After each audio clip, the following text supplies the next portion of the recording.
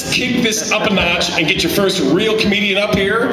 We got a few comedians tonight. Everybody's going to get 6 minutes. Watch for the Light at 5 comics. Thank you so much for coming out and supporting live comedy. Please find us and like us on Facebook at facebook.com/laughedyoursassoff. The first comedian coming to the stage is the Mr. Rogers of the comedy community. I love him, you're going to love him too. Please give it up for Mr. Steve Jans. Yeah!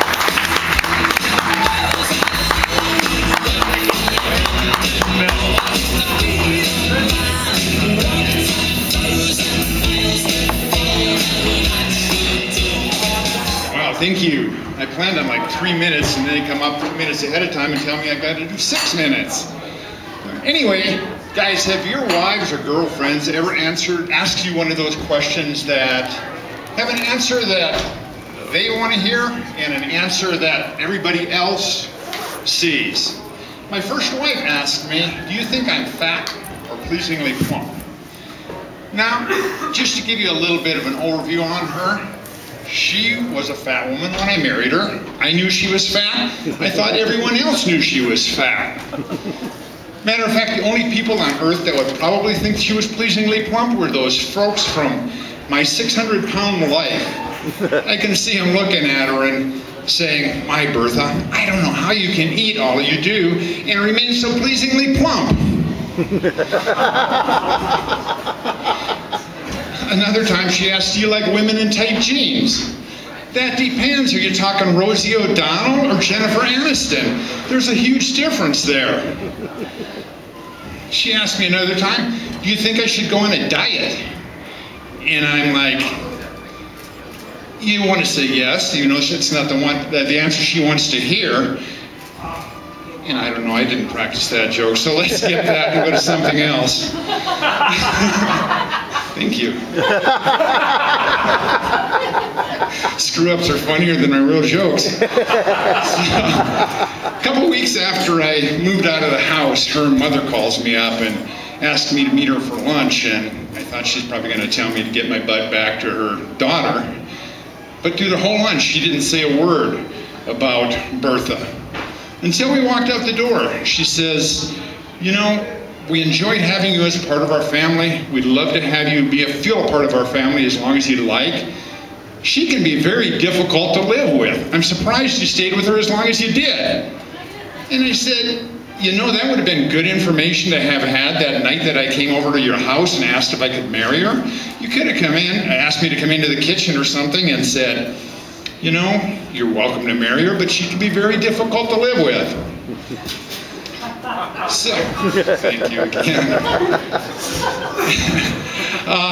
I've been having a little bit of problem with my throat, getting sore throats on and off for the past 2 years, and gone to the doctor to get a follow-up checkup here a couple weeks ago, and she took one of those endoscopes and looked down at my throat. When she came out, she goes, you've got some yeast down there. She said, don't worry, I can give you a pill that'll take care of that yeast. And up until that point, I had not worried. Why does a doctor say don't worry? Unless there's a reason to worry. I get home and open up the package and it says, your doctor has prescribed whatever the name of this medication was for your vaginal yeast infection. And I'm like, I don't even have a vaginal. Actually, in 57 years, I don't even think I said the word vaginal until I got this prescription.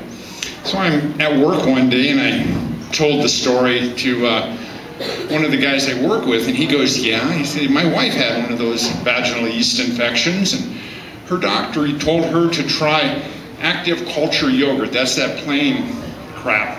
And so she went and got her some yogurt, and she filled up her turkey baster with it and proceeded to baste herself. And she goes back to the doctor a couple weeks later and he goes, so how did that yogurt taste? And she's like, I was supposed to eat it? Imagine Thanksgiving dinner telling that story about the turkey baster.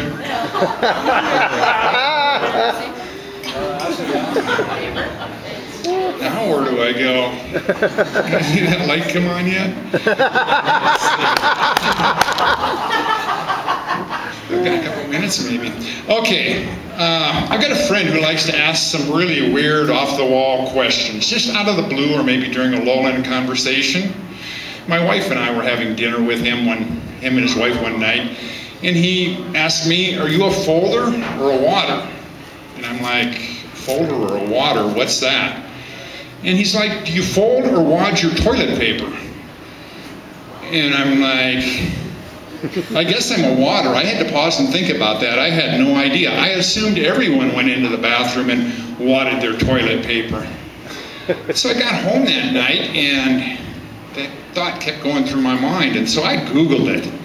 It's amazing all the information that you can get on folding and wadding. I had like 873 hits or something, which surprised me. But the thing that amazed me the most, there was actually someone else in the world that had pondered that question. Thank you. Yeah. There's the light. Thank you very, very much. Thank you. You've been great.